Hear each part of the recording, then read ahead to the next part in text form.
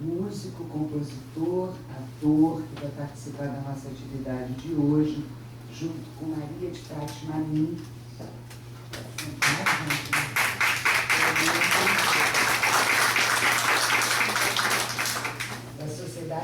Brasileira de Psicanálise do Rio de Janeiro.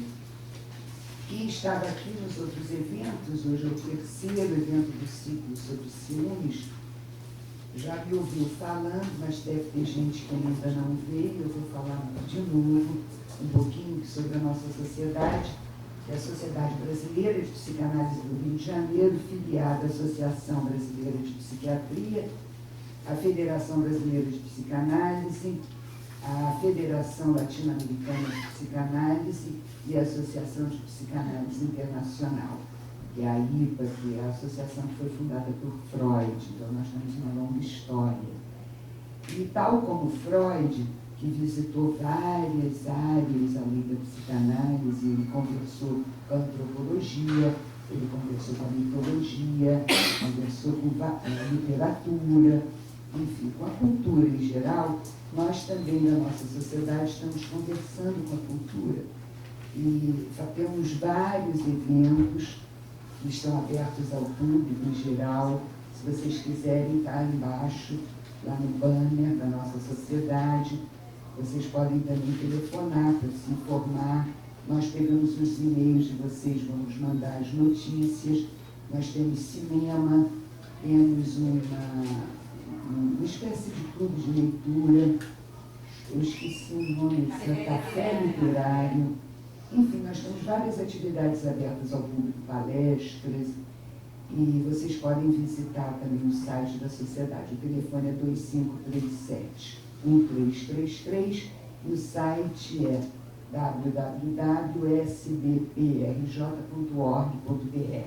Então, hoje nós vamos falar sobre ciúmes na Bíblia. Nós começamos aqui com a música bela, música tocada pelo Léo, e depois a Fátima vai comentando alguns trechos. E depois, no final, vocês receberam um papel que tem uma poesia, é a letra de uma música hebraica chamada Caim, de autoria de Yehuda Poliquer, e foi traduzida pela nossa colega Frida Thier, dali, que faz parte do departamento de difusão, que é o departamento que está organizando esse ciclo. É a Magda Costa, Regina Wenkert, Simone Rosten, Diana Raquel e eu. E nós que estamos aqui no meio dessa parceria da SBPRJ com o Midrash, uma parceria que nos honra muito. Então, no final, depois de tudo, depois dos debates, nós vamos botar um pouquinho desse CD para vocês ouvirem a música. A letra está aqui, com transliteração, e atrás está em hebraico também. Então, vamos começar?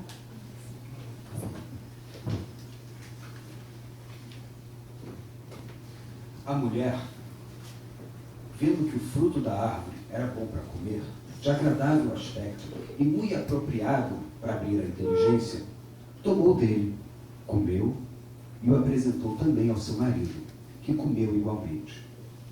Então seus olhos abriram-se e, vendo que estavam nus, tomaram folhas de figueira, ligaram-nas e fizeram cinturas para si.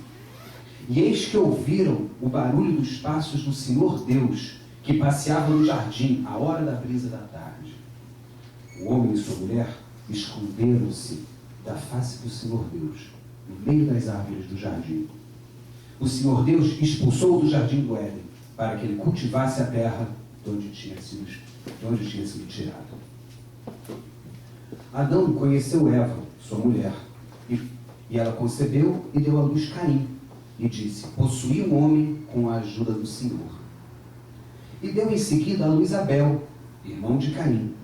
Abel tornou-se pastor e Caim lavrador. Passado algum tempo, ofereceu Caim frutos da terra em oblação ao Senhor. Abel, de seu lado, ofereceu dos primogênitos do seu rebanho e das gorduras dele. E o Senhor olhou com agrado para Abel e para a sua oblação, mas não olhou para Caim, nem para os seus dons. Caim ficou extremamente irritado com isso, e o seu semblante tornou-se abatido. O Senhor Deus disse: por que estás irado? E por que está abatido o teu semblante? Se praticares o bem, Sem dúvida alguma, poderás reabilitar-te, mas se precederes mal, o pecado estará à tua porta, espreitando-te, mas tu deverás dominá-lo. Caim disse então a Abel, seu irmão, vamos ao campo.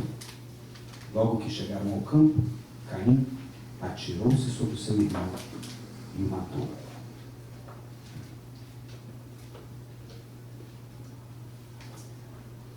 Aportamos na Bíblia de uma tragédia, um fratricídio. Bom, com alguma margem de certeza, nós poderíamos responder a pergunta: por que Caim matou Abel? Por que matou o seu irmão? Por que o fratricídio?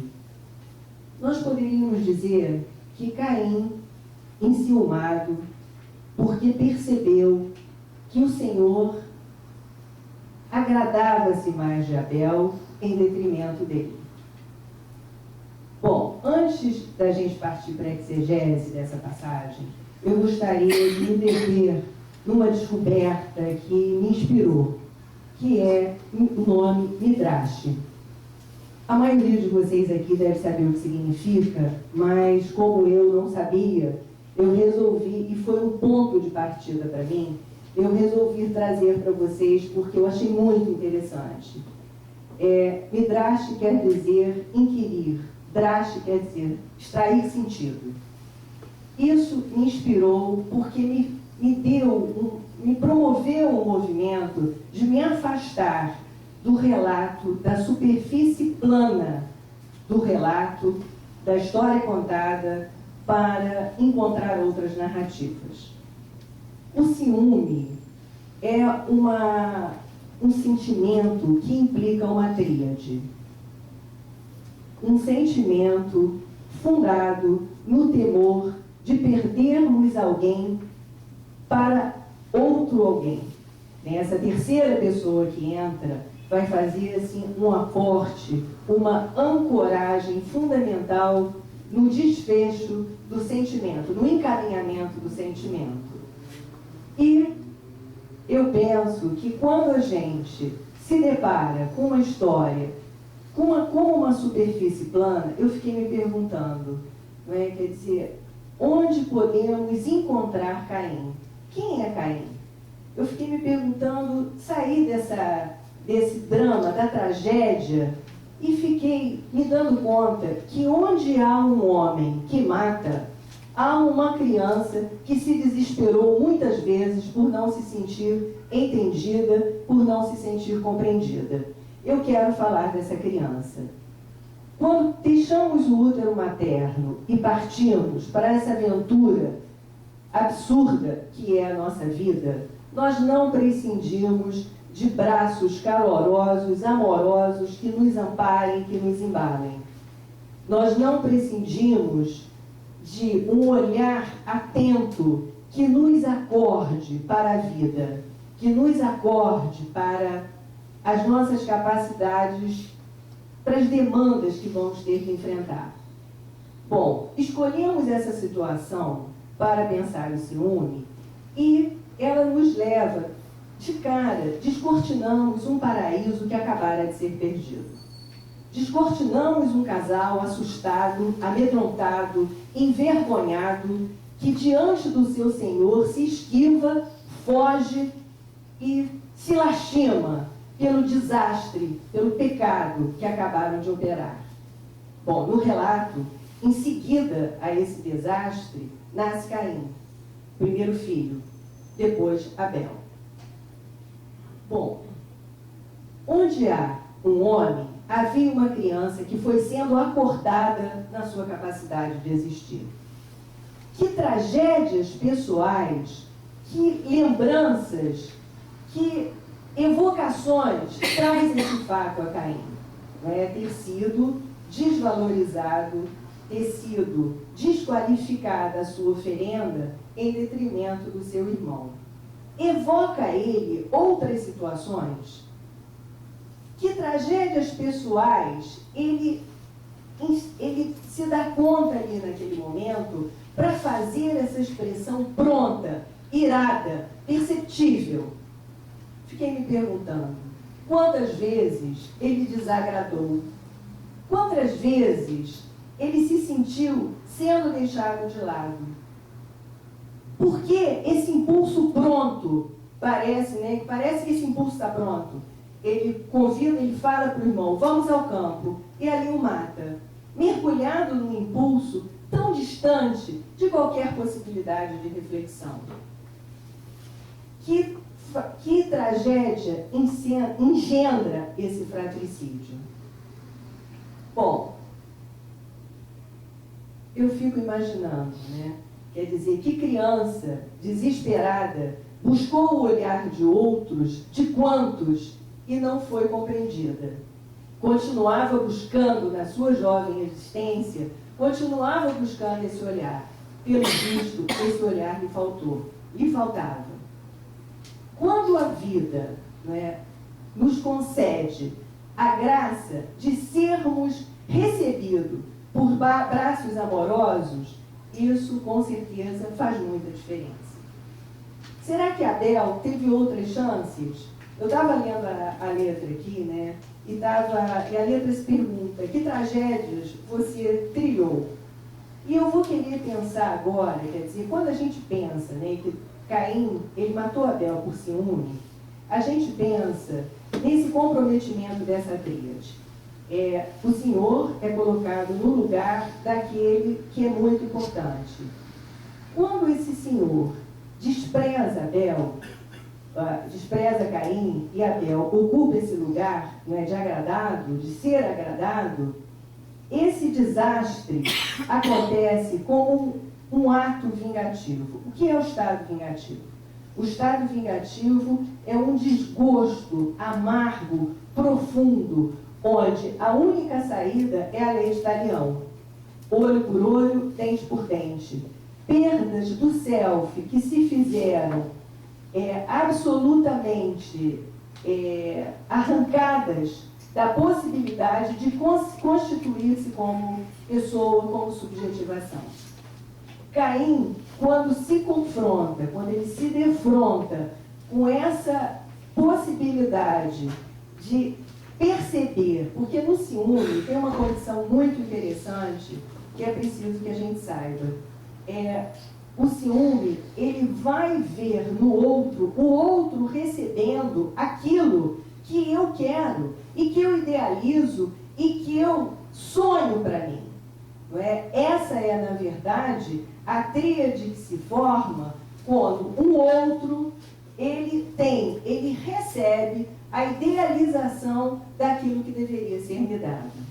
O sentimento de perda constante, o sentimento de frustração constante, por um esvaziamento dessa possibilidade de se refazer nos seus anseios narcísicos, isso leva a um esvaziamento. E esse esvaziamento, tragicamente, coloca na cena psíquica o ódio.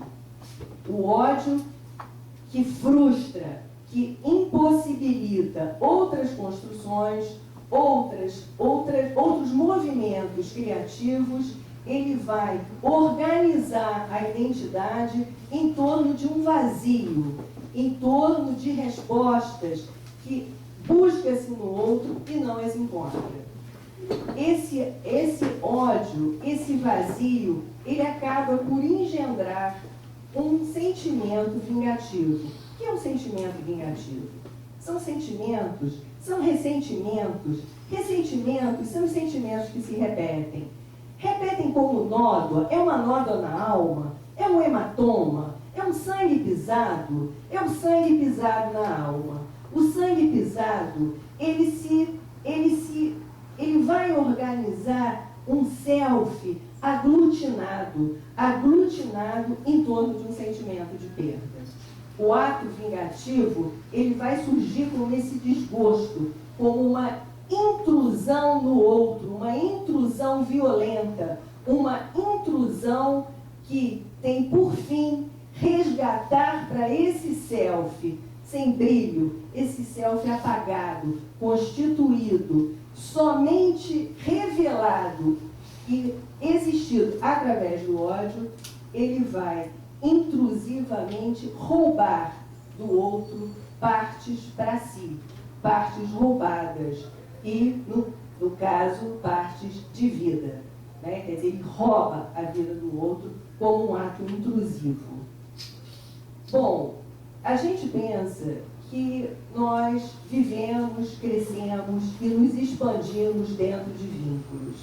A possibilidade de experimentá-los, a possibilidade de os vivenciarmos, nos conduz à capacidade de amar a nós mesmos, de podermos nos reconhecer como indivíduos capazes de subjetivação ou, né, se não podemos reconhecê-los, se não podemos experimentá-los, nós nos confrontamos com a incerteza, com a incapacidade de reconhecer o gesto amoroso do outro, como incapazes de podermos constituirmos para nós mesmos aquilo que nós, em algum momento, chamaremos do nosso desenvolvimento, vamos chamar de eu.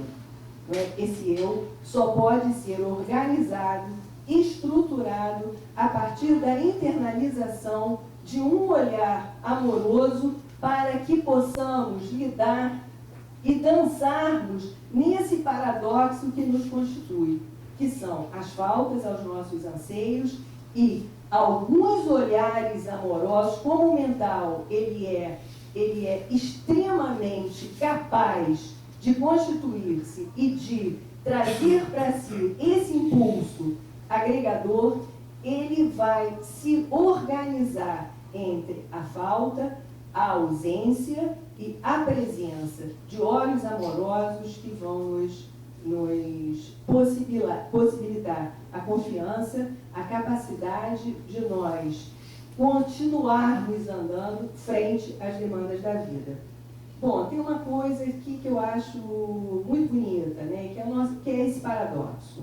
Esse paradoxo onde o mental se organiza, que é essa falta que se opera de uma maneira muito presente, se essa falta ela se coloca dentro de nós como uma ausência intrusiva, invasiva, mais do que uma presença que pode atenuar a frustração dessas respostas que não vêm, isso realmente vai se constituir como uma impossibilidade de continuarmos gerando uma vida construtiva, uma vida criativa. Bom, eu criei um gancho da criatividade, gerando vidas, porque a gente vai pensar e depois no final eu vou tentar integrar e fazer a trajetória dessas três situações foram escolhidas. Quando eu peguei essas três situações para pensar sobre o ciúme, e elas me encantaram pela possibilidade que eu vi, não é, de falar do ciúme lá na Bíblia e aqui. Né? O ciúme, todos nós, em alguma situação de vida, já o vivemos tragicamente. Né? Quer dizer, já perdemos alguém. Sabemos o que é perder alguém, sabemos o que é sentir ciúme, sabemos, isso não é lá, é aqui. No jornal, anda cheio de situações, quer dizer, há muito pouco tempo vivemos duas situações de ciúme, de trágicos, de crimes trágicos. Então, eu fiquei, assim, muito mobilizada, tentando trazer esse ciúme para o nosso nível de vivência. Não é? Quer dizer, não é lá, Caim. Talvez Caim, ele coloca uma questão que é o ato vingativo, que precisa se dar como vingança, não é? Que precisa se dar como roubo da vida do outro. E vamos fazer uma trajetória que vamos andar e vamos nos aproximar de situações e trazer esse ciúme para mais perto da nossa vivência. Nós vamos agora conhecer a história de Jacó, Lia e Raquel. Chegou Raquel com o rebanho de seu pai, porque era pastora. Logo que Jacó viu Raquel, filha de Labão, irmão de sua mãe, aproximou-se, rolou a pedra de cima da boca do poço e deu de beber às ovelhas de Labão.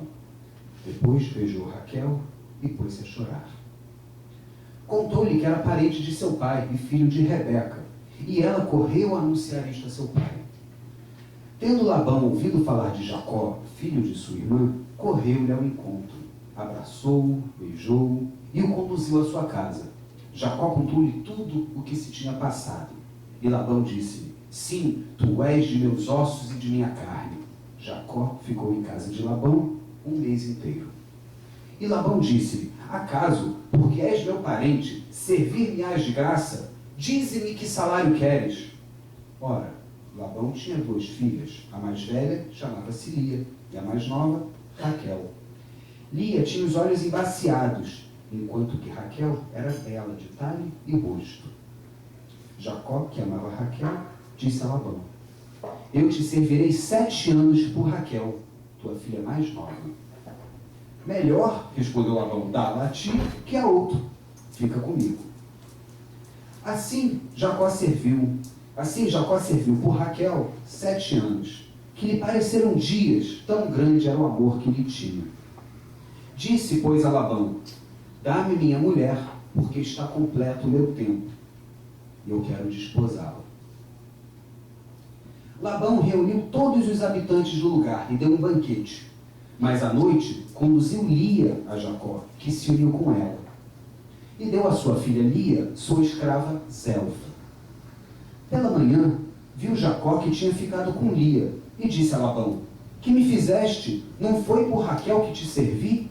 Por que me enganaste? Aqui, respondeu Labão, não é costume casar a mais nova antes da mais velha.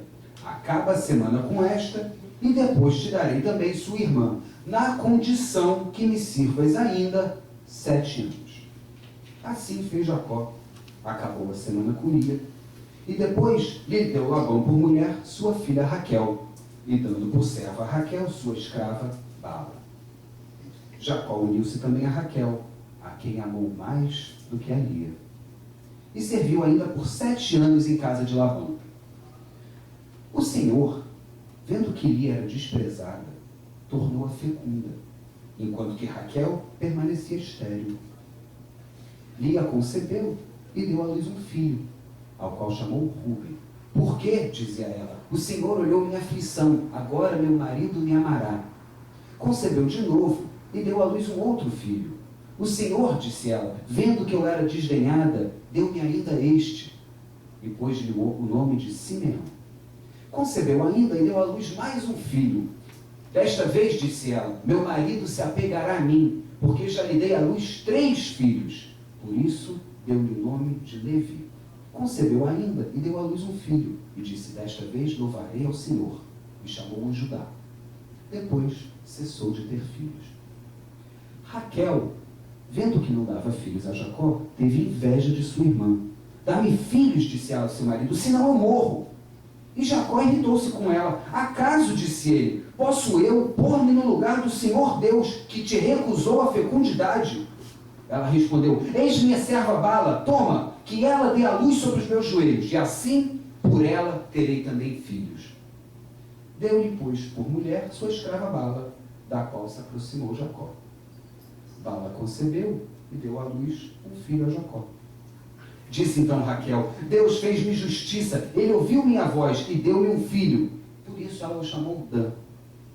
Bala, escrava de Raquel, concebeu de novo e deu à luz um segundo filho a Jacó. Raquel disse, eu lutei contra minha irmã junto de Deus e venci. E deu ao menino o nome de Neftali. Lia, vendo que não concebia mais, tomou sua escrava Zelfa e deu-a por mulher a Jacó. Zelfa, escrava de Lia, deu à luz um filho a Jacó. E Lia disse, que sorte! E chamou Gad. Zelfa, escrava de Lia, deu à luz um segundo filho a Jacó. E Lia disse, que felicidade! As mulheres me chamarão ditosa. E chamou Aser. Um dia, por ocasião da ceifa, Rúben saiu ao campo. E tendo encontrado umas mandrágoras, levou-as para sua mãe, Lia. Raquel disse a Lia, rogo-te que me deis as mandrágoras do teu filho. Lia respondeu, já não é bastante teres tomado meu marido, para que queiras ainda as mandrágoras do meu filho? Pois bem, tornou Raquel, em troca das mandrágoras do teu filho, que Jacó durma contigo esta noite. À noite, quando Jacó voltou do campo, Lia saiu-lhe ao encontro. Vem comigo, disse ela, eu te aluguei em troca das mandrágoras do meu filho. E Jacó dormiu com ela aquela noite. Deus ouviu Lia, que concebeu e deu à luz um quinto filho a Jacó. Deus, disse ela, recompensou-me por eu ter dado minha escrava ao meu marido, e o chamou Issacar. Lia concebeu ainda e deu à luz o sexto filho a Jacó. E disse, Deus deu-me um belo presente, agora meu marido habitará comigo, pois que lhe dei à luz 6 filhos. E chamou Zabulon. Depois disso, deu à luz uma filha, a quem chamou Dina. Lembrou-se Deus de Raquel, ouviu-a e tornou-a fecunda. Raquel concebeu e deu à luz um filho.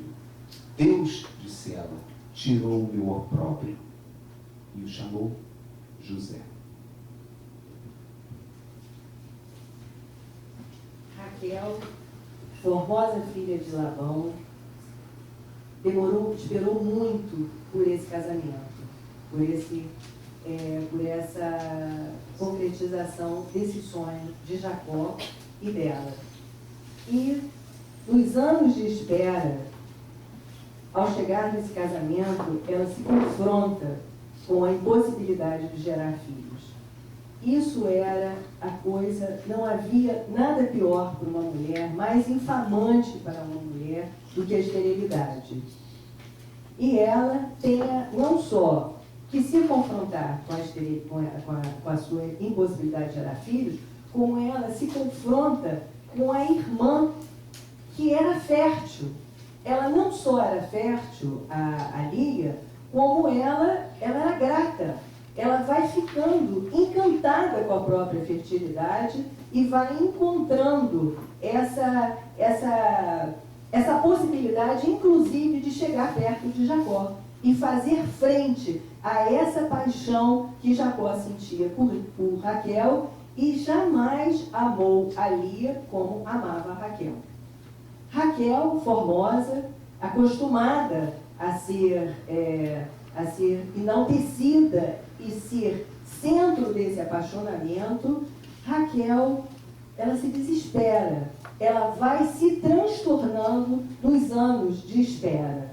Bom, eu quero fazer um parênteses aqui, só para eu explicar que eu vou agora começar a falar sobre, assim, um pouquinho além do texto da Bíblia, que é uma história, essa história da Lia, da Raquel e do Jacó e daqui a pouco do José, que são muito caras, porque assim, é um livro, são uma tetralogia do Thomas Mann, que conta com muitos detalhes, de uma maneira extremamente rica, a vida a situação dessas histórias contadas e que, de uma maneira assim, bastante delicada, fala sobre esses transtornos e esses transbordamentos de intensidade que aconteceu a esses personagens. Bom, então Raquel, transtornada com a vivência da esterilidade, ela começa a se ocupar exclusivamente da sua infertilidade. A paixão de Jacó passa a não consolá-la e ela cria, numa situação de vida que poderia ser rica, ela vai se empobrecendo pela ideia fixa que passa a alimentar a sua vida. Ou ela seria capaz de gerar esses filhos, ou ela não era nada. Bom, aí se cria uma situação muito interessante, que é o atravessamento. Ela começa a sentir um ciúme absurdo, as situações se invertem. Ela começa a sentir um ciúme muito grande de Lia, porque Lia compõe com esse marido, não é, um casal pleno. Configura-se aí a situação da exclusão da vivência dela. Quer dizer, não há lugar para ela diante desse casal fértil. E ela, como ela mesmo coloca, Deus livrou-me do opróbrio. Né? Quer dizer, era uma oprobridade, era infamante aquela situação. Ela fica tão desesperada com essa situação que ela dá a escrava para Jacó para colocar alguém no meio desse casal para atenuar-lhe o ciúme. Tem um atravessamento, o ciúme muitas vezes tem um atravessamento da inveja. No ciúme, a pessoa teme perder alguém querido para um terceiro que na sua fantasia vai obter daquele terceiro, daquela pessoa querida, tudo que ela não consegue ter. Não é? O ciúme é o universo do tudo ou nada. E o atravessamento da inveja é que não raro, esse terceiro que tem esse poder de trazer para si essa pessoa desejada, ela tem a capacidade, ela tem em si aquilo que falta a quem sente ciúme. Na medida em que esse atravessamento se faz, um sofrimento absurdo advém dessa percepção que o outro tem o que lhe falta, o que o vulnerabiliza absurdamente. Quer dizer, a pessoa se fragiliza e se consome por essa bifurcação que acaba por se encontrar, que é o ciúme e a inveja. Quer dizer, a inveja dual, quer dizer, cria-se como se houvesse dois patamares de vivência aí, né? Quer dizer, que vai ser, que vai trazer, que vai agregar um sofrimento muito grande. E a Raquel, ela vai se consumindo com esse sofrimento. Eu queria falar da ideia fixa, né, do empobrecimento da personalidade e da identidade que acaba por se organizar em torno disso. Ou é isso, ou é nada. Ela chega de uma maneira muito dramática, a Raquel chega para o Jacó e fala: por que você não me dá filhos? E ele fica com muita raiva. Você quer me colocar no lugar de Deus? Quer dizer, porque quem dá filhos a Lia é Jacó, através de um casal pleno que a exclui dessa possibilidade da fertilidade. A fertilidade aí é uma coisa muito interessante, porque vai ser exatamente aquela expressão de uma personalidade grata e criativa. A criatividade, eu entendo como criatividade a possibilidade de se viver a vida com as demandas que ela tem. E Raquel se mostra assim, totalmente precária para viver aquilo que a vida estava colocando em suas mãos. Bom, ela tem uma situação com a Lia muito interessante, que é ela querer as mandrágoras que a Lia ganha do filho. Né? Quer dizer, a Lia não só era fértil, como tinha um filho que agradava a ela. E ela não, mandrágoras são plantas, é uma flor de uma planta que é afrodisíaca e fertiliza. E ela quer para ela. E ela troca esse marido por essa planta, ainda com uma expectativa muito grande dessa fertilidade. A Lia tem 6 filhos. E depois de 12 anos de casada, a Raquel, nesse casamento, nesse sofrimento, nesse casamento tão sofrido, a Raquel tem um filho que se chama José, que ela vai chamar de José, e depois a gente vai pensar, mas eu quero me deter mais um pouco nessa situação, porque tem uma frase do Freud que eu gosto muito, que é amar para não enfermar. Quando as frustrações são de tal ordem que impossibilitam a capacidade de amar, elas criam um adoecimento.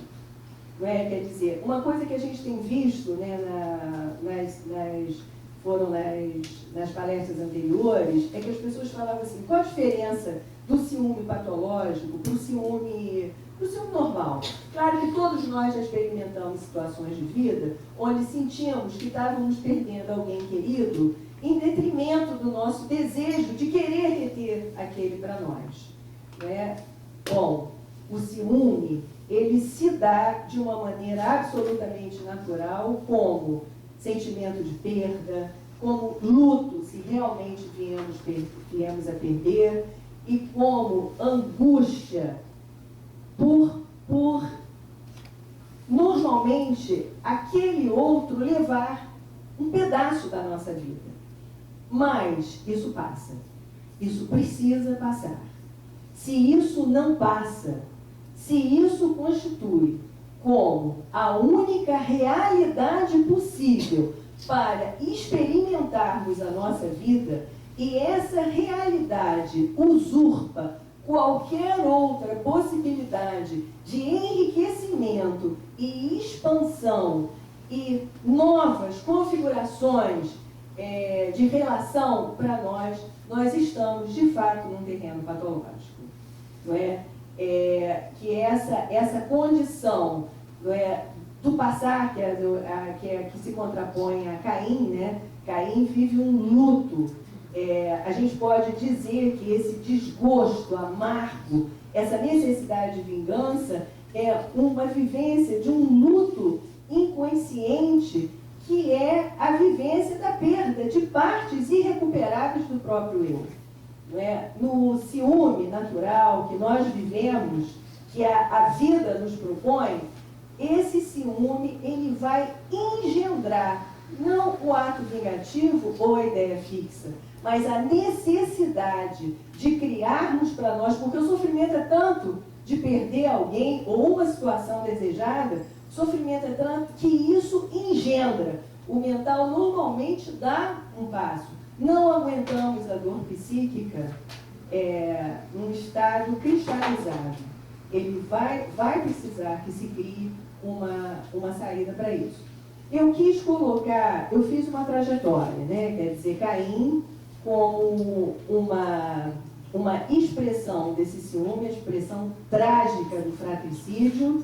Eu quis colocar ali a Raquel, que se aproxima muito da nossa vivência, não é? Quer dizer, quem de nós, diante de uma esterilidade e de um casal fértil, desejado, quem de nós não sofreria dessa mesma maneira? Quantos de nós seríamos capazes de dar conta disso em pouco tempo? Não, provavelmente levaríamos uns bons anos, como a Raquel levou, e a Bíblia, a situação bíblica, é que Raquel, ela vai se perdendo da gratidão, da capacidade, ela não consegue ver nada de bom na vida dela. E ela se esvai tanto, ela vai se deteriorando, ficando tão precária na capacidade de lidar com essa situação, que ela dá luz a Jacó, quer dizer, ela deve ter dado nascimento, né, a Jacó, no apaixonamento dele, né? Essas situações apaixonadas normalmente dão nascimento a uma configuração de eu muito bonita. Jacó é um homem muito bonito. E a Raquel, quando ela dá a luz a José, ela se resgata e depois ela dá a luz a Benjamim e morre. Né? Quer dizer, ela tem de fato uma vida trágica.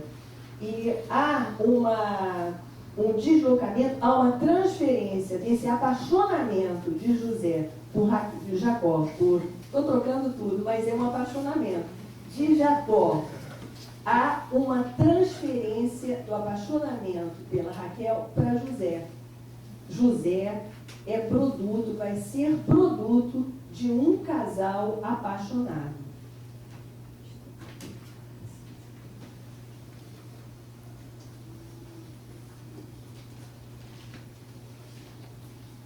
Eis a história da descendência de Jacó. José, ainda jovem, com a idade de 17 anos, apacentava o rebanho com seus irmãos, os filhos de Bala e os filhos de Zelfa, mulheres de seu pai. E ele contou ao seu pai as más conversas dos irmãos. Israel amava José mais do que todos os outros filhos, porque ele era o filho de sua velhice. e mandara-lhe fazer uma túnica de várias cores. Seus irmãos, vendo que seu pai o preferia a eles, conceberam um ódio contra ele e não mais podiam tratá-lo com bons modos. Ora, José teve um sonho e o contou aos seus irmãos, que o detestaram ainda mais. Ouvi, disse-lhes ele, o sonho que tive. Estávamos ligando feixes no campo, e eis que meu feixe se levantou e se pôs de pé, enquanto os vossos o cercavam e se prostravam diante dele. Seus irmãos disseram-lhe: quererias, porventura, reinar sobre nós e tornar-te nosso senhor? E odiaram-no ainda mais por causa de seus sonhos e de suas palavras. Os irmãos de José foram apacentar os rebanhos de seu pai em Siquém. Israel disse a José: teus irmãos guardam os rebanhos em Siquém. Vem, vou mandar-te a eles. Eis-me aqui, respondeu José. Pois vai ver se tudo corre bem a teus irmãos e ao rebanho, e traze-me notícias deles. Enviou-o do vale do Hebrom, e José foi a Siquém. Eles o viram de longe. Antes que José se aproximasse, combinaram entre si como o haveriam de matar. E disseram: eis o sonhador que chega. Vamos, matemo-lo e atiremo-lo numa cisterna. Depois diremos que uma fera o devorou. E então veremos de que lhe aproveitaram os seus sonhos. Ouvindo, porém, Rúben quis livrá-lo de suas mãos. Não lhe tiremos a vida, disse ele. Não derrameis sangue. Jogai-o naquela cisterna, no deserto, mas não levanteis vossa mão contra ele.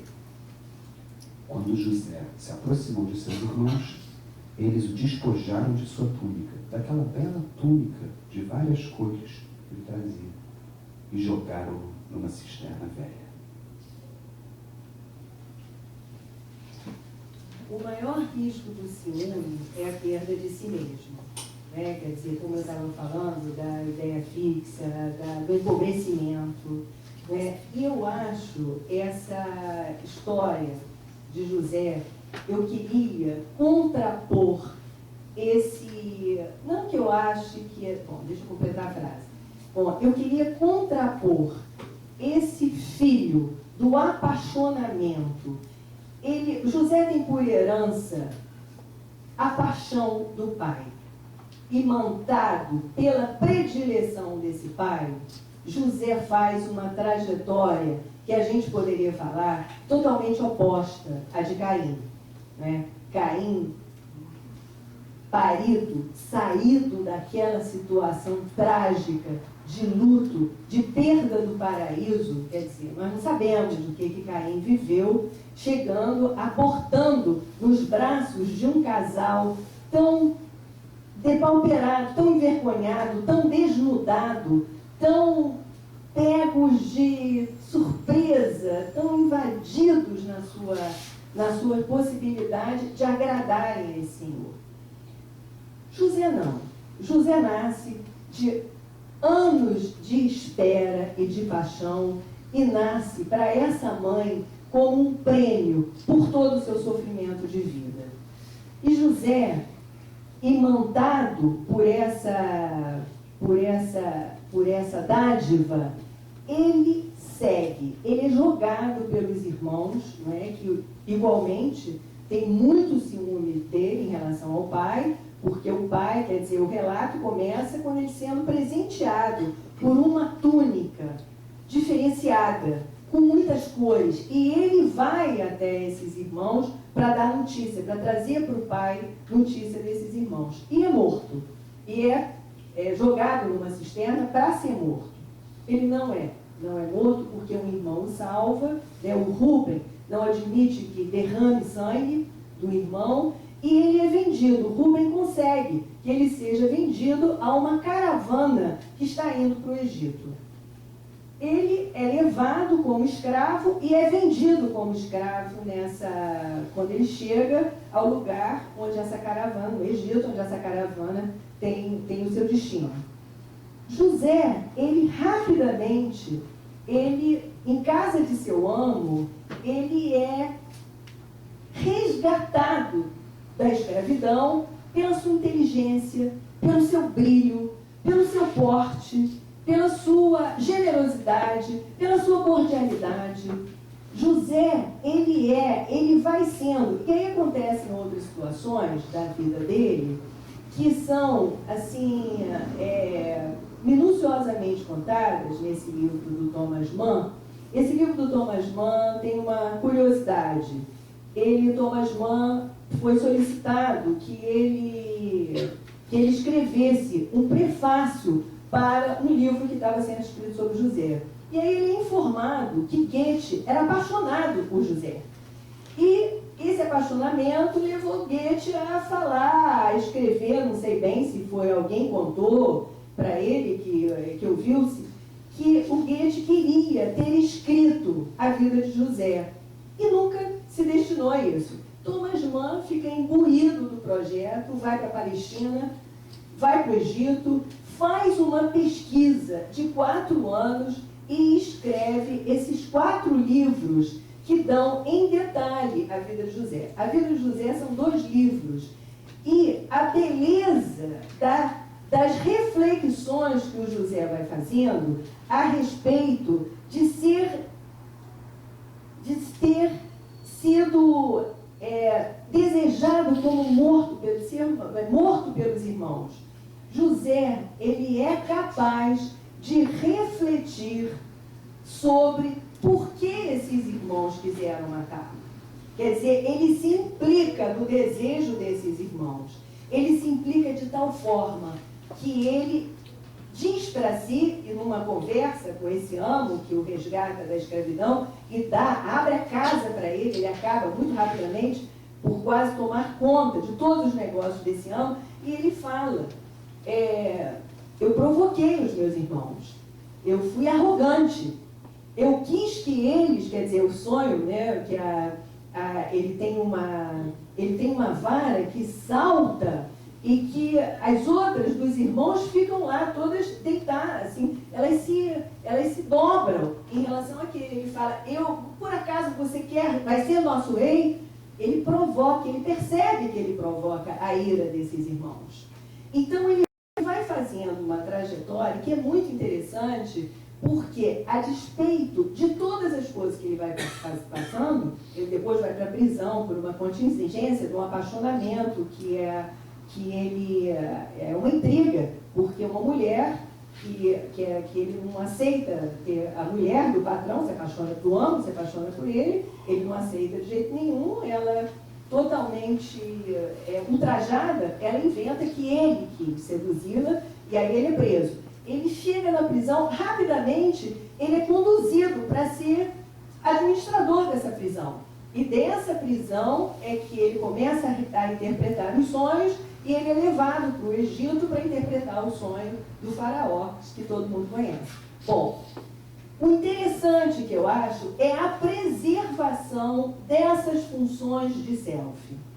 José é vendido como escravo e ele continua inteligente e encantador.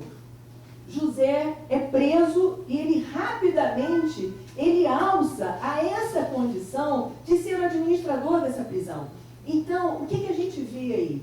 Enquanto um é totalmente destituído da sua possibilidade de se constituir minimamente como alguém que vai ser valorizado por uma oferenda, e essa banalidade, porque também a gente fala assim, mas que banalidade? Por que ele matou o irmão por essa banalidade? Porque também, diante da morte, qualquer argumento é banal, não é? Quer dizer, para ele não era uma banalidade. A gente vê a trajetória do outro que vai sendo solicitado, que a vida vai demandando situações cada vez mais difíceis, e ele vai sobrevivendo através da preservação, da continuidade do self, da própria existência.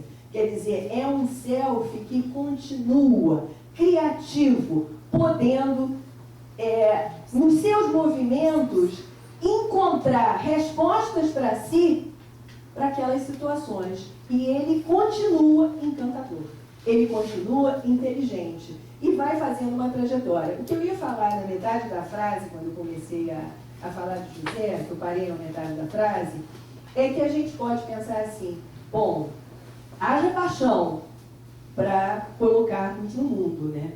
Claro, nem sempre, não é? Quer dizer, feliz realmente, eu acho que sai na frente aquele que chega produto de um casal apaixonado, mas nem sempre, muito pelo contrário. Sabemos que a realidade, que ela demanda outras respostas, né, que criam muita complicação e às vezes a vida propõe situações que a gente vê extremamente difíceis. Bom, mas sempre temos o recurso de resgatarmos para nós mesmos e nos constituirmos enquanto subjetividade, enquanto sujeito. Bom, a possibilidade que temos de transferir para um outro expectativas, anseios narcísicos, sonhos, desejos e a possibilidade de encontrarmos no nosso caminho, na nossa estrada, na nossa composição estética, alguém que nos entenda, isso é, de fato, algo mágico. Aí, a vida, em todo o seu mistério, faz desdobrar situações precárias em frutos de fertilidade.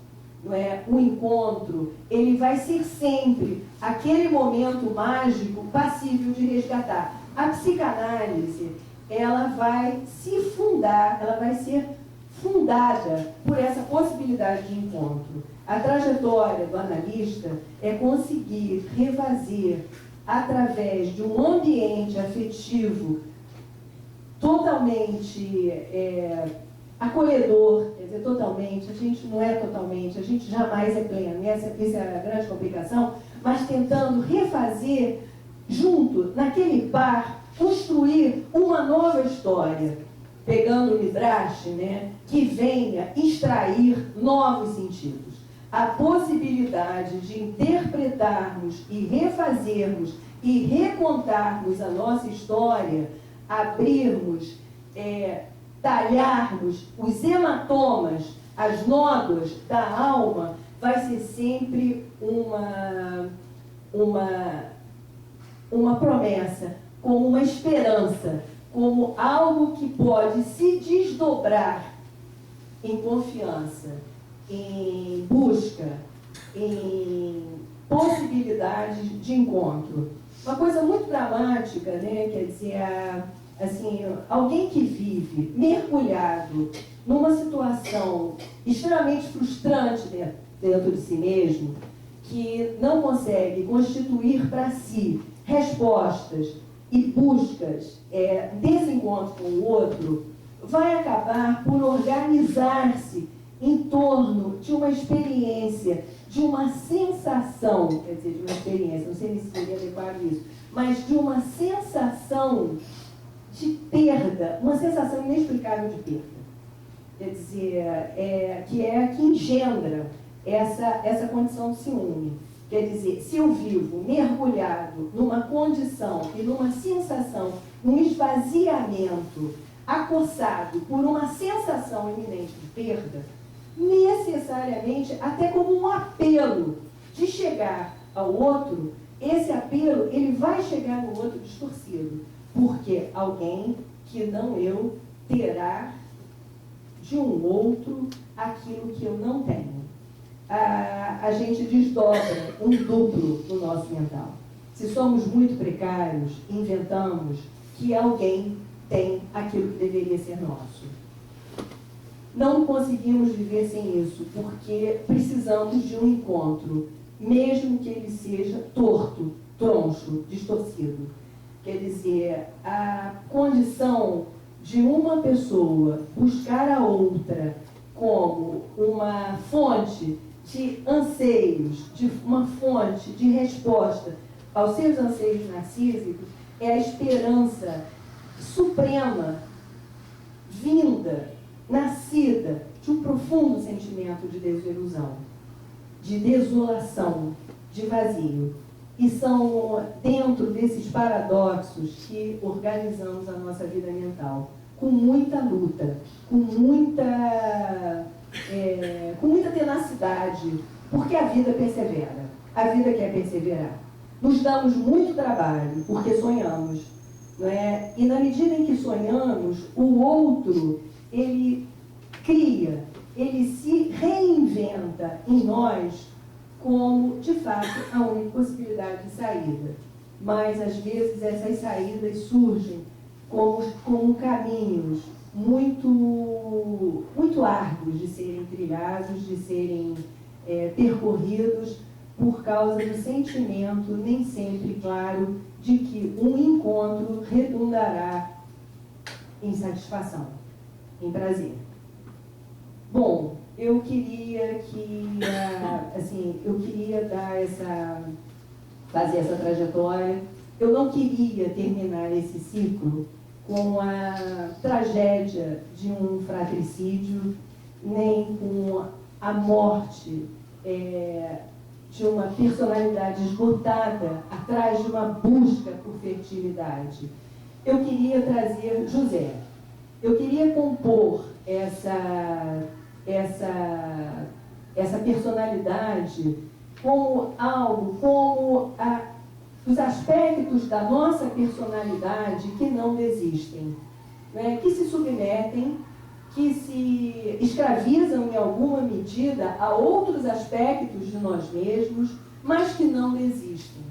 Não desistem de nos constituirmos e acharmos que vale a pena estarmos aqui, né? Quer dizer, eu achar que valia a pena eu tentar preparar alguma coisa para dizer e achar que ia conseguir dizer, né? E vocês aqui, generosamente, tendo vindo e ouvindo. Né? Quer dizer, algo em nós não desiste, algo em nós persiste. Eu acredito que quando Caim mata Abel, quando a gente ouve, não me lembro o nome das pessoas, mas uma mocinha loura que matou o marido há pouco tempo, uma mocinha extremamente graciosa, que matou, esquartejou e guardou e levou numa mala, quer dizer, da família York, né? Exatamente. Quer dizer, eu imagino, e ela fala, né, um repórter pergunta para ela, um jornalista pergunta para ela, mas por que você fez isso? E ela fala, porque ele me tratou como um lixo. Quer dizer, do alto da sensação, ela fala assim, porque ele me tratou como um lixo. Quer dizer, e Caim matou Abel porque o Senhor provavelmente o tratou como um lixo, não é? Talvez a Raquel se sentisse um lixo. Quer dizer, nos sentirmos um lixo justifica tantas coisas, não é? Quer dizer, e justifica ainda, né, justifica tanto o gesto de roubar, querer roubar as mandrágoras, de querer roubar a personalidade do outro, de querer reconstituir-se através desse ato intrusivo que é trazer para si partes roubadas de si através da vida do outro, né, justifica isso. E a gente acha esses motivos muito banais. Não devem ser. Né? Quer dizer, cada um de nós, cada qual sabe o que é estar dentro da sua própria pele. Que histórias contamos para nós mesmos? Não é? O que é estar dentro da nossa pele? Não é? Como falamos, como trazemos, como interpretamos as vivências, e que vivências nos fazem lixo, e que vivências nos fazem reis, nos fazem resgatados de situações de escravidão para sermos vice-governador do Egito, do povo do Egito. Não é? Todos nós compomos com essas várias facetas, né? Quer dizer, esses vários personagens. Eu fiquei, na conversa que eu estava tendo, a gente se encontrou antes, eu me encontrei com o Léo, e o Léo trouxe uma pergunta que eu fiquei encantada, que a gente estava falando disso, né? Quer dizer, da Bíblia, né? Desse livro que conta uma história de como somos, né? Como nós somos hoje ainda. Nós somos tão parecidos. E o Léo fez um comentário, ele falou assim, bom, mas ainda fica a questão, né? Quer dizer, se a gente observa outras culturas que não vivem o ciúme dessa maneira, a gente pode se perguntar, Quer dizer, aprendemos que o que sentimos é ciúme, a chamar assim. Como nos constituímos? Nós constituímos ou somos constituídos? É uma grande questão para quem pensa na construção da subjetividade. Como construímos a nossa subjetividade? É claro que nós não podemos abrir mão de um olhar amoroso, não necessariamente dos pais, de alguém. Não abrimos mão. Mas também temos recursos internos para sempre refazermos, porque na medida em que nos constituímos como vínculo, que damos nome, que recebemos um nome e que nomeamos aquilo que sentimos, articulamos, tentamos nos fazer compreender, nós criamos uma história civilizatória, nós criamos um caminho de fraternidade, nós criamos a certeza de que vale a pena continuarmos aqui conversando. Bom, eu queria desejar a todos Shana Tová, Lehaim, e o Léo vai terminar. Muito obrigada a todos. Existir é tão completamente fora do comum que, se a consciência de existir demorasse mais de alguns segundos, nos enlouqueceríamos. A solução para esse absurdo que se chama eu existo, a solução é amar um outro ser. Este sim, nós compreendemos que ele existe.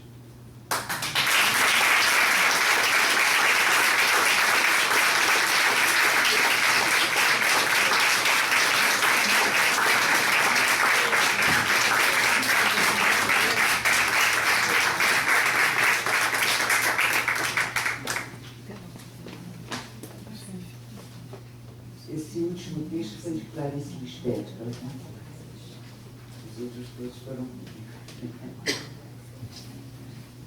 Bom, depois dessa apresentação lindíssima, a fala tão articulada de Fátima Lins, nós temos muito que conversar.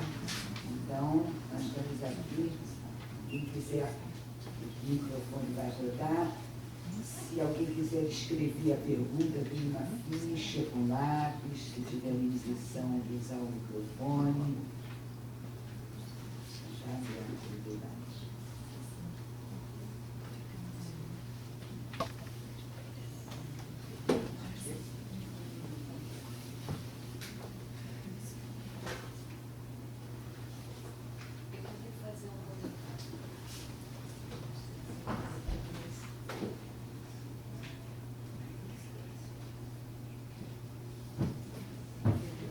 Eu achei muito bonita a apresentação, gostei muito, me tocou muito, porque a gente, na apresentação, fica mais nítido, se é que eu posso dizer assim, que o amor, então, vence o ciúme, né?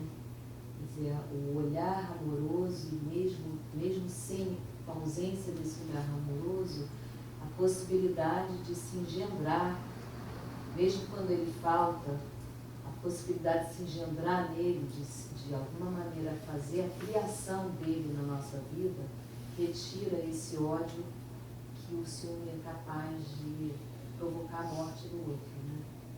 E eu acho muito interessante essa trajetória de que o José fica no final, no sentido de que eu me lembrei, eu fiquei me perguntando, o Caetano tem uma música que ele diz que o ciúme atravessa a flecha na garganta, né?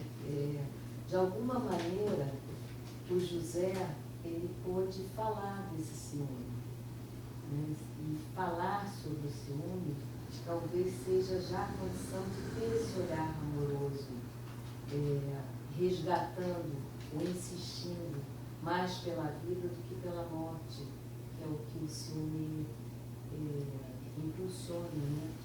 Tanto para aquele que mata e tanto que morre e tanto que mata. A morte é de ambos, né? Eu achei muito interessante, para mim ficou uma coisa muito aconchegante ouvir essa palestra, ouvir o Léo também fazendo. Achei muito interessante, gostei muito. Obrigada. Márcia, muito obrigada. Eu queria falar dessa capacidade, quer dizer, não sei se, deixa eu só responder rápido, que eu queria falar da capacidade. Quando eu estava fazendo essa fala, eu estava pensando na capacidade de amar, né? Quer dizer, o que é amar? Né? O que se configura como amar? Amar é um termo muito amplo, né? Amar, eu acho que é esse desdobramento dessa possibilidade de inventar para si recursos infinitos. Temos, né? Quer dizer, o psiquismo é um universo de substituições, de possibilidades de novas organizações, de engendrar novos significados, e isso é esperança, isso é capacidade de amar. Né? A capacidade de amar, não assim, essa coisa, somente essa coisa linear que a gente fala, eu amo você. Né? Isso é muito grande, mas não só isso, né? Essa possibilidade de amarmos a vida que somos. Né? E a vida, ela tem essa capacidade, ela tem essa característica, né, de se inventar onde não imaginávamos que ela pudesse subsistir. Né? Quer dizer, eu acho que na medida em que fazemos parte desse grande projeto que é que é a vida, nós temos essa característica, esse compromisso e essa responsabilidade. Tem uma coisa muito bonita no José, que é... Vou continuar a palestra, vocês cuidaram comigo. Tem uma coisa muito bonita no José, que o José, ele é feliz, um determinado momento lá, quando ele encontra de novo um resgate de si mesmo, tem uma frase do Thomas Mann que fala: o José é feliz quando e porque ele se sente justo e reto. Quer dizer, então ele extrai dele mesmo a capacidade desse sentimento de realização.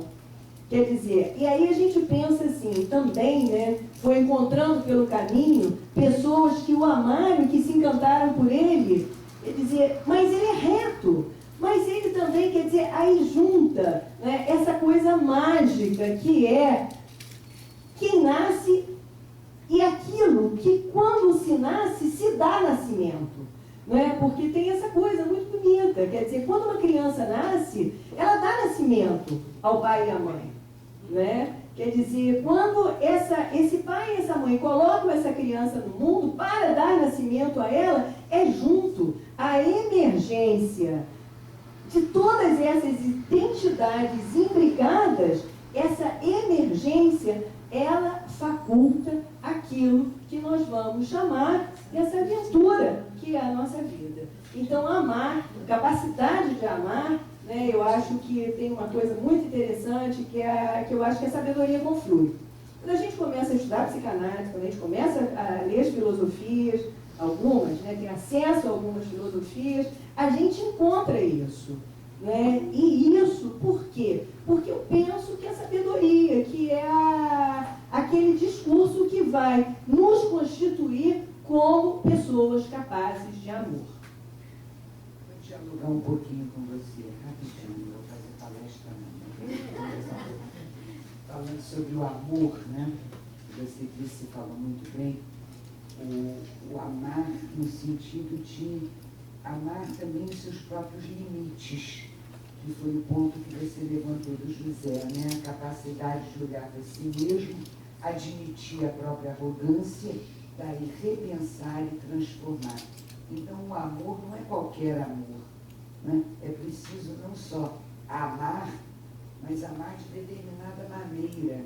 Não basta eu amo, como eu amo. E amar ciumentamente, né? A gente põe um ponto de interrogação aí. É como ama que é importante. Né?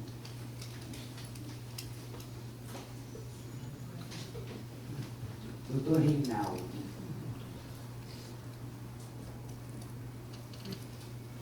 Vou me arriscar a falar numa área que é totalmente diversa da minha atividade profissional. Né? Eu lido com doenças infecciosas e vacinas. Mas a vida mental tem alguma coisa que me diz que não é tão distante assim. tem umas epidemias que a gente trata com vacina, ou tenta encontrar uma vacina, e tem alguns estados, sentimentos, seria ótimo se a gente tivesse uma vacina também. E às vezes é epidêmico, porque o que também me chama a atenção é que todos os irmãos resolveram jogar o José no poço por sua vida. Se fosse um, era mais fácil de entender, mas todos. E um ainda amenizou um pouco a situação lá, o Rubens, né? Mas então eu acho que não é tão distante assim se a gente pensar bem. Mas eu acho que a marra, como você falou, é uma coisa complicada, né? Pode ter vários significados, pode ter várias interpretações. Agora, sabedoria, eu acho que é uma palavra importante. Eu acho que o José, nesse processo, aprendeu a sabedoria. Então, isso eu acho que é uma coisa muito importante. E na sabedoria ele foi capaz de perdoar os irmãos. Ele se colocou acima. Na verdade, então eu acho que esse é um pensamento de um infectologista.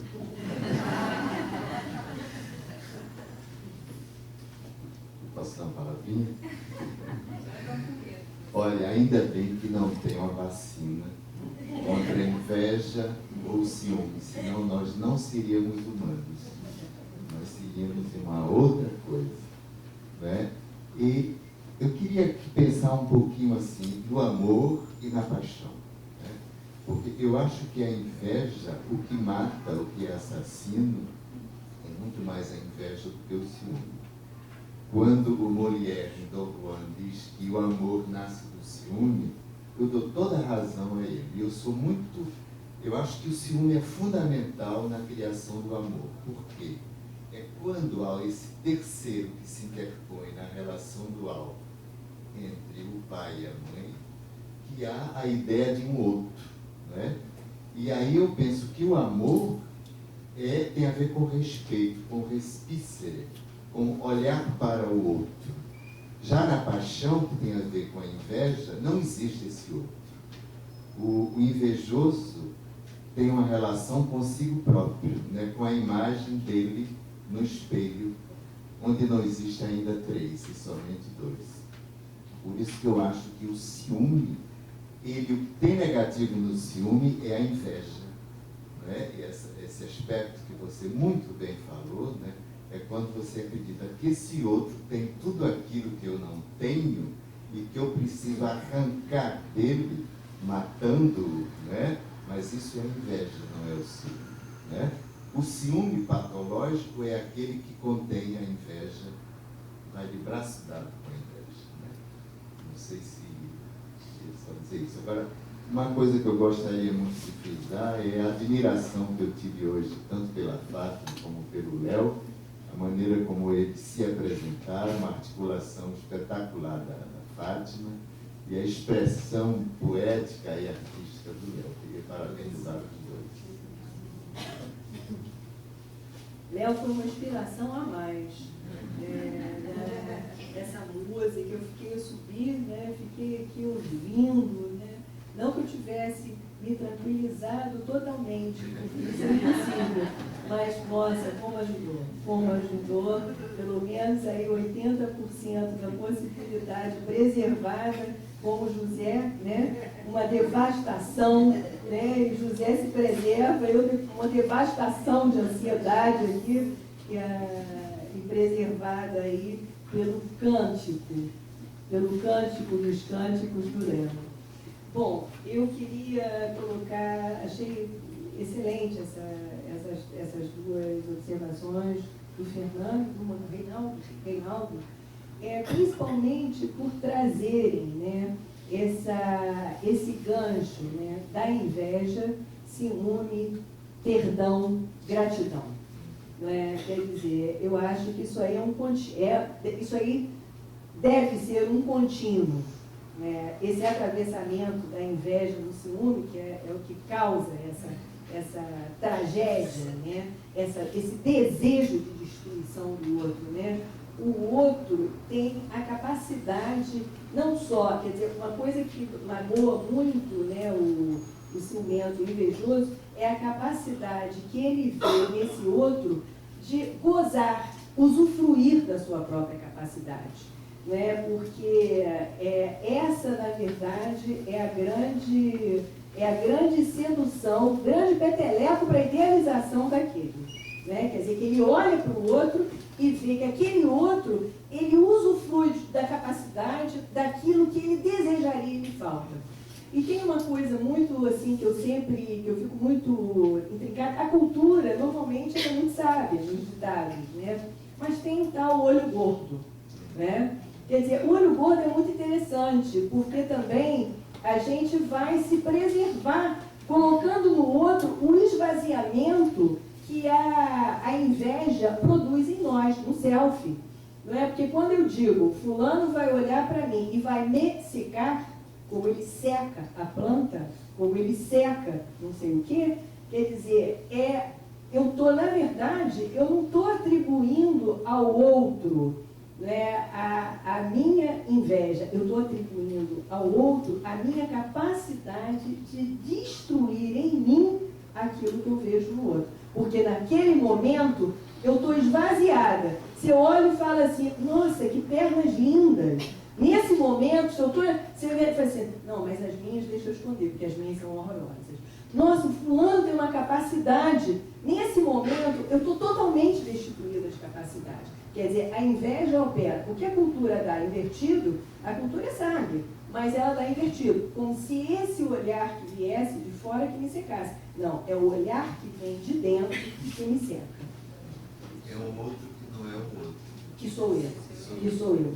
Não é? Quer dizer, essa indiscriminação de eu e outro, que quanto mais o psiquismo está envolvido, precisando gastar muita energia para se preservar, começa uma confusão onde é impossível para mim discriminar eu de outro, que é a base da possibilidade de nos desculparmos. Não é? Na verdade, essa é a coisa mais importante. Desculparmos a nós mesmos e ao outro com essa destituir, poder desculpá-lo de não ser essa fonte inesgotável dos meus anseios narcísicos. E a mim mesma, por essa, a Sônia estava falando, das limitações que me cabem na minha vida. Não é? Quer dizer, porque a gente idealiza nesse casal pleno de fertilidade, a gente idealiza que eles chegam à plenitude. Mas a nossa condição humana vai sempre nos lembrar que somos filhos de uma falta, que aponta sempre para um sentimento de incompletude que vamos precisar, em algum momento, nos desculpar por ele. Muito obrigada pelo acréscimo que deu possibilidade de eu acrescentar isso.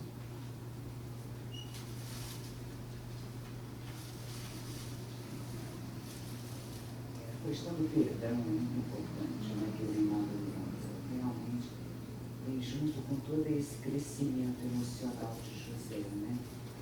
À medida que ele cresce emocionalmente, ele vai adquirindo a noção de si mesmo, vai tendo noção dos limites, vai se dando conta da arrogância, vai aprendendo a perdoar, vai tendo gratidão, ele vai crescendo emocionalmente.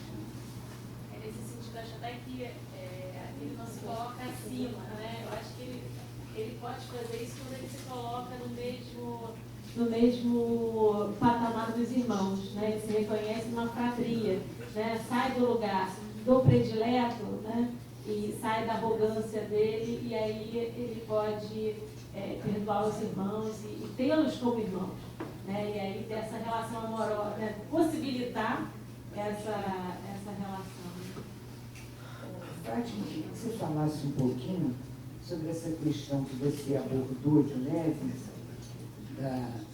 a noção que o José começa a ter de que ele estimulou o ciúme, né? Olha o meu sonho como eu sonhei isso, eu sonhei aquilo. Como é que é esse jogo de estímulo do ciúme do outro? Talvez isso tenha acontecido lá com Caim também, não sei, né? Isso a gente pode até se imaginar, fantasiar isso. Não falando com o pai, eu sou o preferido, A gente ouve muito isso, né? Você é filho adotado, ah, você foi encontrado na lata de lixo. Um pouquinho para contemporâneo, para botar isso em termos atuais, como você está pensando. Essa trajetória, né, de José, ele toma essa fala dele, como ele chega feliz para encontrar, para contar sobre o sonho que ele havia tido, quer dizer que é o próprio falo, né? Quer dizer, aquela vara, né? Eu não me lembro qual é o termo que ele fez, né? Aquele feixe que salta e se coloca, né, acima de todos, e os irmãos, eles se deitam, quer dizer, se curvam, quer dizer, que eu acho que se brocha, né? E os irmãos se revoltam e querem matá-lo, não é? Quer dizer, que é essa fantasia de que esse falo poderoso que vai despertar e que vai dar conta da inveja, de puxar a inveja do outro. Não é? Que é essa condição narcísica. Não sei exatamente se era isso que você estava falando, mas assim, que você estava me solicitando, mas é a nossa história familiar. Não é? É quando nascemos, quando competimos, quando queremos que esse ideal narcísico, essa garantia de que estamos acima, porque quando ele cria isso, ele está dizendo assim, e é um sentimento interessante, que é um sentimento que acompanha ele a vida inteira. Quer dizer, ele sabe que ele vai reinar, mas ele não sabe como. Mas a vida inteira ele fala, como eu posso estar aqui nessa prisão se eu vou um dia ser rei? Quer dizer, e ele não sabe como que ele vai se constituir como rei a partir de ser escravo.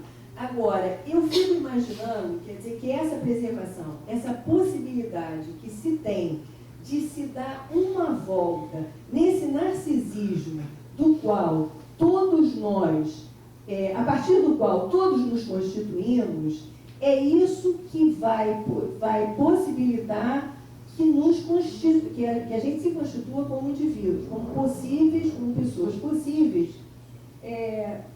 de ética, de respeito ao outro, porque essa configuração de irmãos, né, de quem é o melhor, quem agrada mais ao pai, porque tem uma trajetória muito interessante aí, que é o senhor, Caim e Abel, e um pai já, não é? Assim, não é mais o senhor, é Jacó. Jacó elegendo um filho como predileto, e implantando ali, da mesma maneira que o Senhor implantou, a rivalidade entre eles. Quer dizer, na medida em que ele institui uma predileção e fala, você é o primeiro, você vai ser rei, você já reina, porque tem uma coisa muito interessante que é a presentificação desse reinado, não é? Quer dizer, José não vai ser rei, ele era rei, ele foi instituído como rei dos irmãos, na medida em que ele é representante direto e direto dessa paixão narcísica, desse ideal pleno, dessa paixão que, como o Fernando estava dizendo, o apaixonamento, um casal apaixonado é um casal pleno, é um casal narcisicamente constituído, que ele vai herdar esse falo e que vai criar essa condição de rivalidade. Ele perdoa a vida, vai fazendo com que ele desculpe esses irmãos, que eu acho que é a nossa trajetória, né? Em alguns momentos, quer dizer, a gente ouve, a gente sente, né? Em que momento a gente deu a volta por sermos, demos a volta no nosso ideal de sermos os prediletos, né? Que a condição de frustração é essa. Você fica tentando conseguir ser predileto, você não consegue, você mergulha numa frustração. E aqueles que conseguem? Também não é nada fácil instituir essa condição de rivalidade e poder desculpar a si mesmo e os irmãos. Eu estou com muita vontade de ouvir também. Eu quero que você fale também. Eu não tenho muita coisa a dizer depois do que você falou, só que eu estou instigado por uma coisa, né? Assim, A criança humana, o bebê humano, ela é formada inicialmente pela projeção desses ideais narcísicos dos pais, né? Ora, aquilo que ele vai ter inveja é exatamente algo que os formou, né? Mas no momento da inveja vai ser exatamente o amor, a maneira como esses pais vão lidar tanto com a inveja, tanto com o ciúme, que vai exatamente organizar esse ser, né? Porque é quando a criança sente ciúme e ataca o pai ou ataca a mãe, e esta mãe ou esse pai compreende que ali existe um outro que está se formando e não se projetam completamente narcisicamente na criança, esse ato de amor, ou seja, de olhar para um outro, que vai organizar psiquicamente esse novo ser, né? Então, aí a gente sente a importância do amor, né, do casal, na construção de uma personalidade, de um ser, digamos assim, que não se organize patologicamente, né? Então, essa organização através do ciúme e da inveja tem muito a ver com a maneira amorosa como esses pais vão receber esses sentimentos primitivos da criança. Deixa eu só falar aqui. Eu só queria lembrar também um ponto que está implícito, né? Mas eu vou só lembrar, para não parecer que a gente ama e tem garantia de alguma coisa. Não tem, não. Porque existe alguma coisa que é próprio daquela pessoa, né? O bebê nasce com alguma coisa que pertence só a ele, e que às vezes os pais dão e dão e dão e amam, enfim, nada é garantido, né? Infelizmente.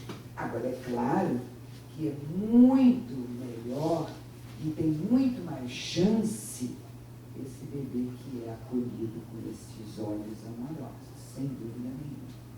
Mas mesmo assim, há crianças que são abandonadas, né, que não são investidas, e dão uma volta por cima, a gente nem sabe como, uma coisa de vida, os mistérios, né? A vida é misteriosa, né? Mas os pais também não têm culpa na criação. Às vezes o pai prefere sempre um filho mais. Agora mesmo, eu estava pensando aqui. Esse, no caso, por exemplo, do príncipe lá de Londres, está sendo preparado para ser rei. E o irmão não tem chance. Então, é o rebelde. Como é que fica? Essa palavra culpa é né? Eu vou passar. Deixa eu passar. Bom, só um comentário sobre você, uma coisa que eu já tinha pensado antes. Em algum momento você falou que é necessário esse olhar amoroso externo. Aí teve uma pergunta, alguma coisa reforçando a coisa do olhar externo, e eu fiquei com isso na cabeça, você falou alguma coisa, eu falei, na verdade, eu acho que a gente tem que ter um olhar interno. O olhar amoroso tem que ser de nós para nós mesmos. Mas não era isso que eu ia falar. Eu falo outra coisa completamente diferente, vou para outro lugar completamente diferente. Tem a ver um pouco com aquilo que a gente estava conversando no outro dia, que nós somos frutos nós somos frutos dessa sociedade, nós somos essa sociedade resultante dessa história, desse livro, dessa Bíblia, né? Nós somos assim, tem esse livro assim que fala dessas coisas assim, dessa forma. Conversamos sobre outras culturas, né, que tem outros livros sagrados que não falam sobre isso dessa forma, né? Então, aquilo que você falou, né? Como é que é isso, se ouvir a galinha? Aí, de repente, me veio na cabeça uma coisa muito doida, porque da mesma forma que a Bíblia foi escrita, ou apareceu, sabe-se lá como, não sei quanto tempo atrás, e nós, hoje, somos o que somos, talvez por causa disso, ou em consequência disso, sabe-se lá, eu pensei numa coisa muito doida, que agora, hoje em dia, com as televisões, as tecnologias e o consumismo, e Big Brother, e a internet, e a velocidade das coisas, como isso não pode ser uma coisa perigosa? E será que não está sendo escrito agora um novo livro que vai prejudicar por sabe-se lá quanto tempo, porque hoje em dia as crianças estão o tempo todo essas disputas, né? Quer dizer, se antigamente tinham-se pequenas disputas, na Bíblia fala, um sonho, não sei o quê, hoje em dia é o tempo todo, e está se estimulando isso de uma forma muito cruel, né? Então, eu acho que cabe essa reflexão, né? Aí vai ver outros países que falam, eu não vou abrir minhas portas para isso, de repente você fala, peraí, de repente eles têm um pingo de razão, porque uma vez que abre, não tem mais volta, né?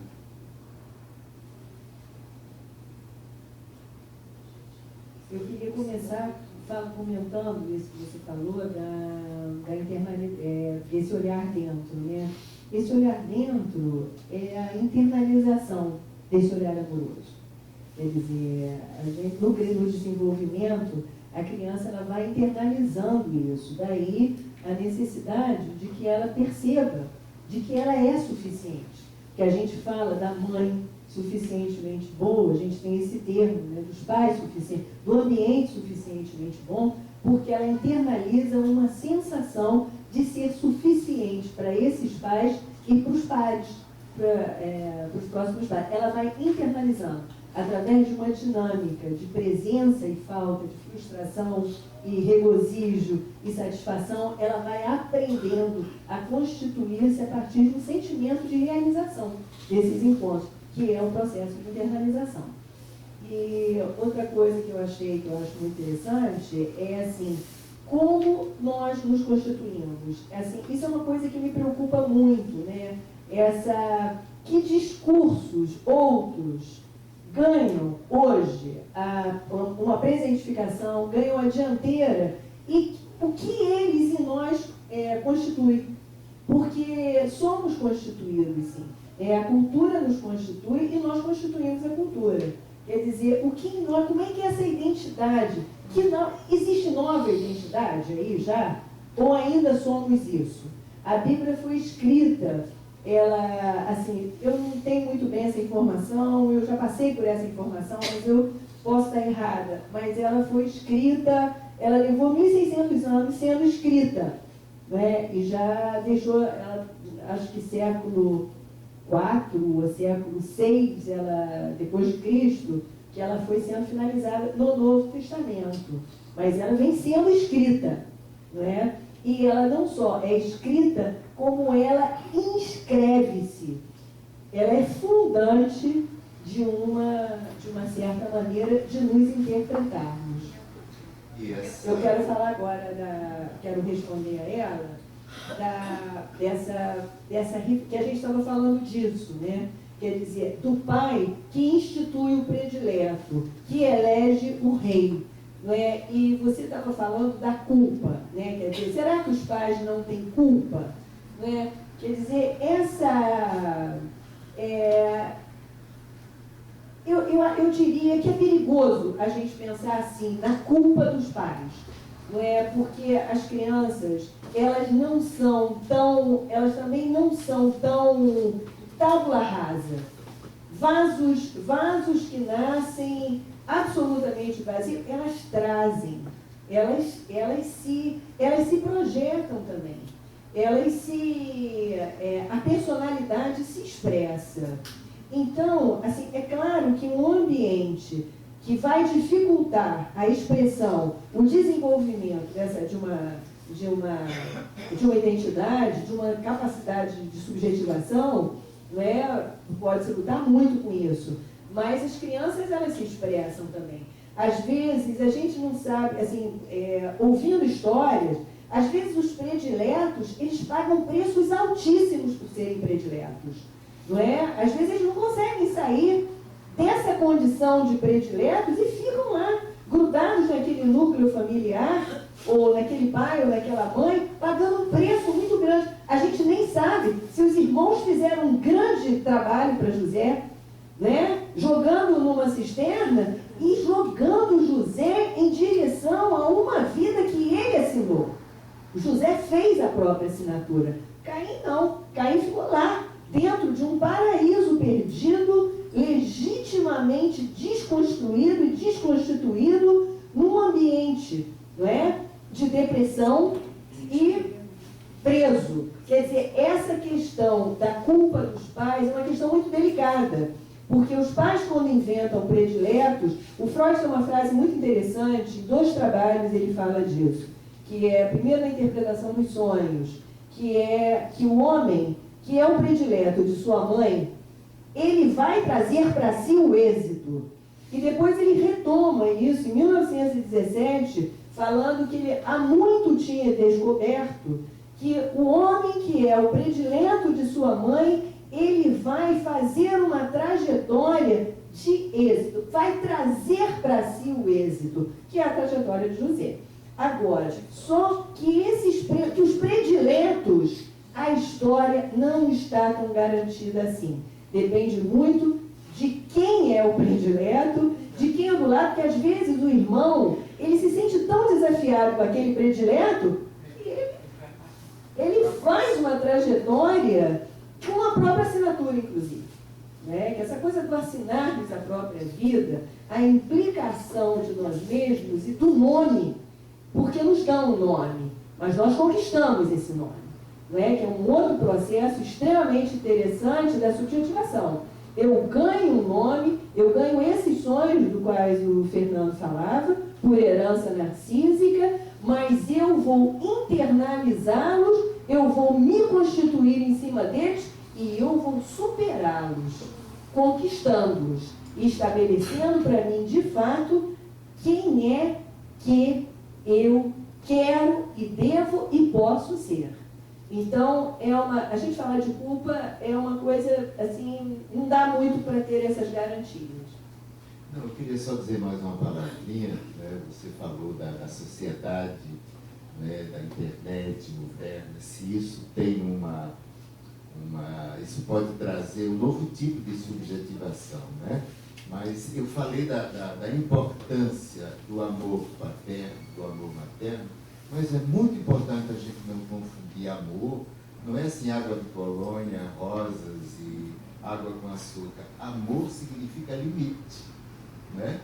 Você ama o seu filho, você ama a sua filha, se você puder dizer não, se você puder provocar falta, senão você fica no narcisismo sempre, né? Fica nessa máquina invejosa, no lugar do limite que realmente institui esse ser que é o outro, do respeito, do respício de olhar para.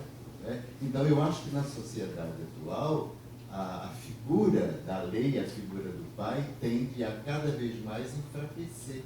Então, eu acredito que essa sociedade possa dar um resultado outro do que a gente teve no passado. Não tem a menor dúvida que a gente sofre influência disso.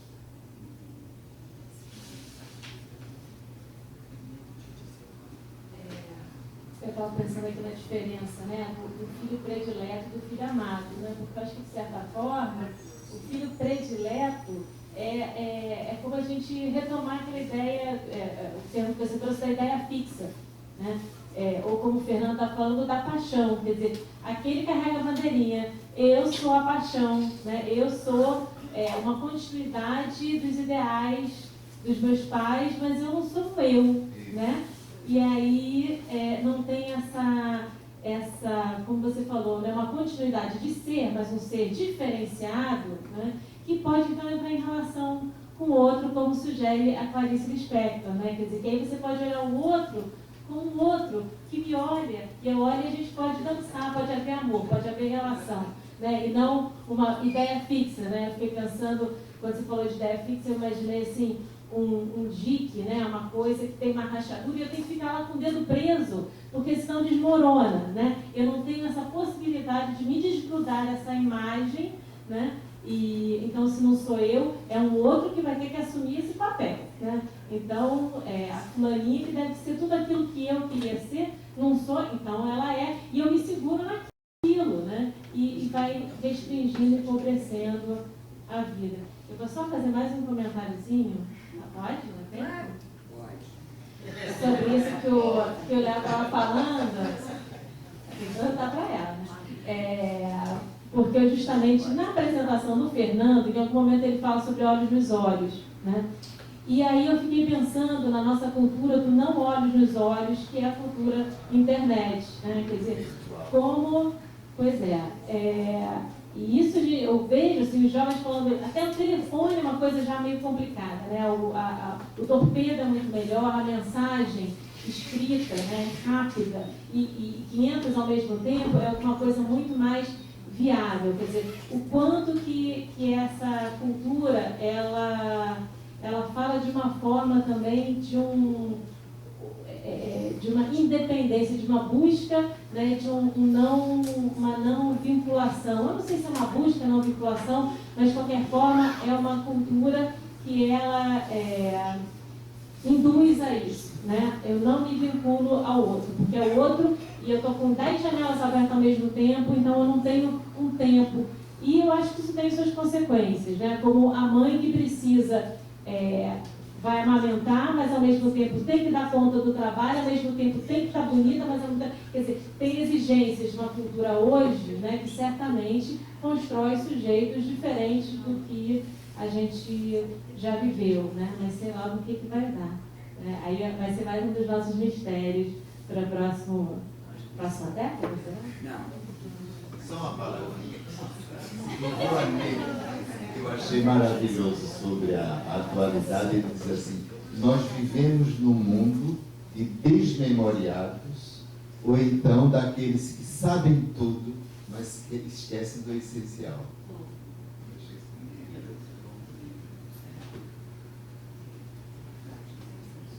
Eu fiquei muito grata por todas essas falas. Eu achei assim, que complementou muito. E, fundamentalmente, se o que eu falei foi o peteleco para elas, eu estou muito agradecida. E quero terminar deixando com vocês um grande abraço e um sentimento muito gostoso de que eu estou me sentindo assim completamente acolhida, amorosamente abraçada.